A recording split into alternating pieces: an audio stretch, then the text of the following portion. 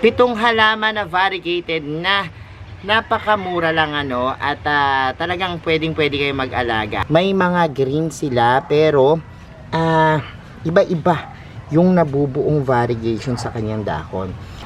Makakahantulad siya dun sa deep heart philodendrons pero this one depende sa laki. At ito po napakaganda kasi iba-iba rin po yung style ng variegations niya. Hello everyone, this is Sir Misunab, Mini Dino Park Eco Garden, and welcome back sa ating YouTube channel. And for today's video, ano nga pag-uusapan natin? Merong mga connotations na pag sinabing variegated plants, sila yung mga pricey at mahal At yung iba sa atin, parang nadi-discourage na mag-alaga ng mga variegated plants dahil nga akalaing mahal Dahil yung green form nila, kapag nagkaroon na ng something touch of yellow, white, yun yung tinatawag na variegation sa atin Although yung iba, may mga dahon talaga na design nila o varieties nila yung magandang kulay Itong variegated house plants na murang-mura lang at kayang-kaya nyo pong bilhin kapag gusto nyong mag-alaga. Ano-ano kaya yung mga halaman na yan? Kung ready na kayo mga ka-MDP, tutok lang po.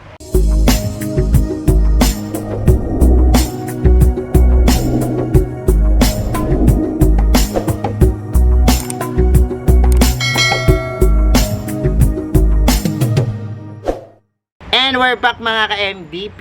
Pag sinabing variegated plants, akala natin mahal At sila po yung talagang nagbibigay ng elegance dun sa ating bahay Kasi once na may touch ng yellow, white, parang kakaiba nagbibigay ng pagkasosyal sa halaman Pamigitan po ng iba't ibang plant styling. At yan yung ating papakita sa inyo, kaya samahan nyo ako, alamin natin kung ano-ano to. Sa una nating halaman ay ang mga burr marks Isang uri ng philodendron na before medyo may pagka-pricey din, pero ngayon po ay bumaba na yung presyo sa merkado At kung mapapansin nyo, napakaganda niya kasi yung kanyang medyo mahaba na dahon at maliliit na dahon ay talaga namang nagpapaganda sa ating mga space At ito, yung makikita nyo, may mga green sila pero iba-iba yung nabubuong variegation sa kanyang dahon.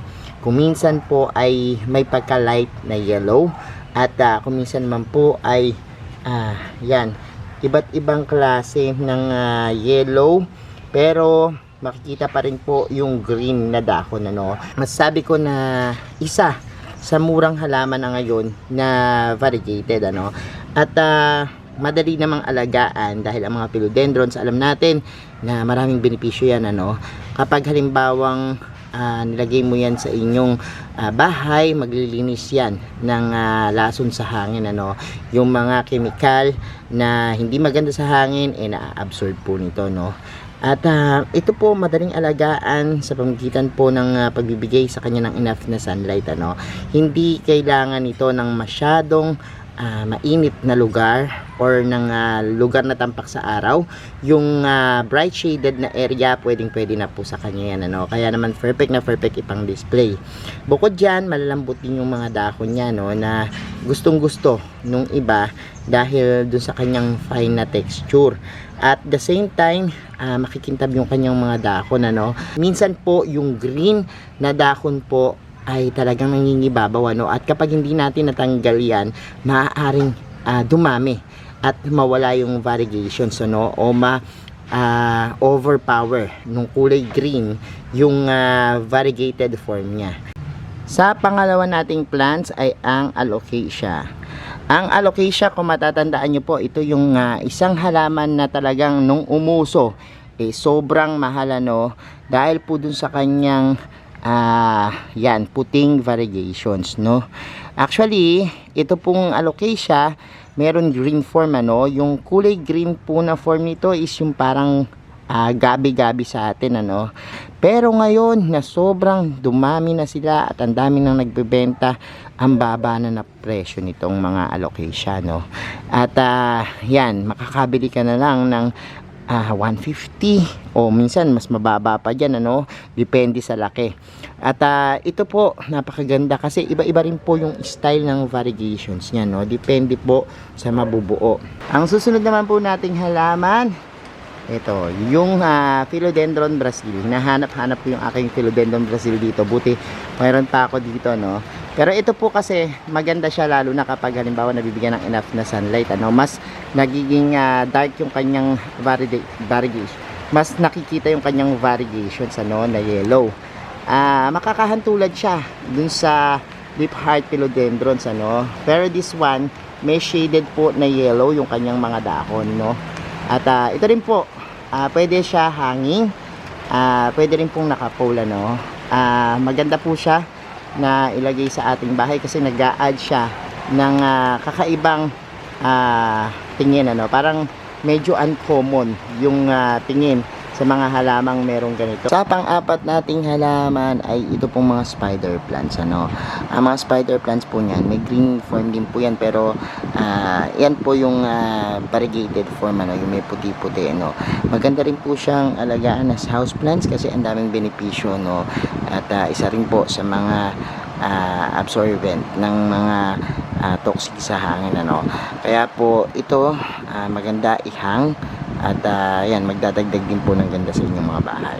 Sa panglima nating halaman ay ang mga syngonium. May mga syngonium po na white yung kulay niya, no? Pero meron pang isang syngonium na talaga pong variegated po yung kanyang style, ano. Ito pong syngonium, pwede sa tubig, pwede sa soil, gumagapang, at ang ganda rin po ng kanyang mga dahon, ano, na mayroong mga puti, no.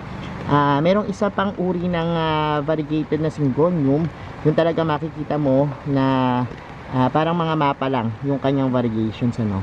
So ang ganda rin po nito at isa sa mga maswerteng halaman din ang syngonium. Sunod naman po natin, isa ring uri ng philodendrons. Ito pong philodendrons na paraiso verde, no. Ang ganda rin po ng kanyang itsura, no, yung kanyang mga dahon, iba't iba rin po yung style, iba't iba yung uri, no. At ang ganda, lakas din makasosyal nitong ating philodendrons. Actually, katulad ng ibang philodendrons, humahaba siya, pero usually ang mga philodendrons po talaga pa heart shape yung kanyang itsura, no. At yun po yung nagbibigay sa kanya ng ganda.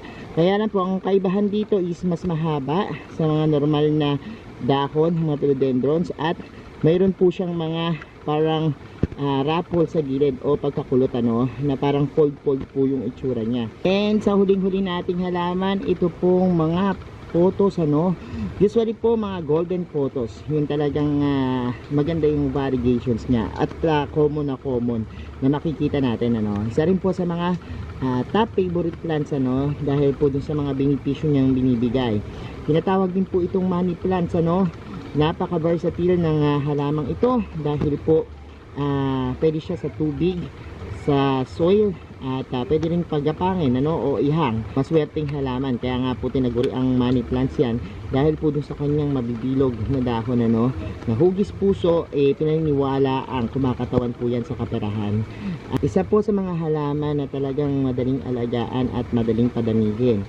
Kapag meron ka nga po nito, talagang ayan, madali mo siyang mapopropagate, ano, dahil cuttings lang po niyan, talagang mag-uugat na, no, at talagang dadami na. So ayan mga ka-MD, pinapanood nyo na po yung ating mga 7 halaman na may variegations na sobrang mura lang po at available yan sa market, madaling hanapin, ano. Subukan nyo po yan kung ang hinahanap nyo po ay variegated houseplants, yung mga madadahon, yan po, try nyo po yan, ano. Thank you so much sa inyong panonood mga ka-MDP. Sa mga hindi pa po nag-subscribe sa ating YouTube channel, kung bet na bet nyo pa itong usapan, plants and gardening, mag-subscribe na po kayo, no? Huwag nyo pong kalimutang i-hit yung notification bell para laging updated sa aming latest uploads. Pati po sa iba't iba nating social media accounts, sa ating TikTok, Instagram, Facebook pages, search lang po Here Misunaho or Neil Dino Park and Eco Garden, makikita nyo na yan. Salamat po ng maraming sa lahat na nagla-like, nag-share at nagko-comment sa ating mga video, no? This is Hermes Misunaho nagsasabi sa inyo ng happy planting. Bye-bye!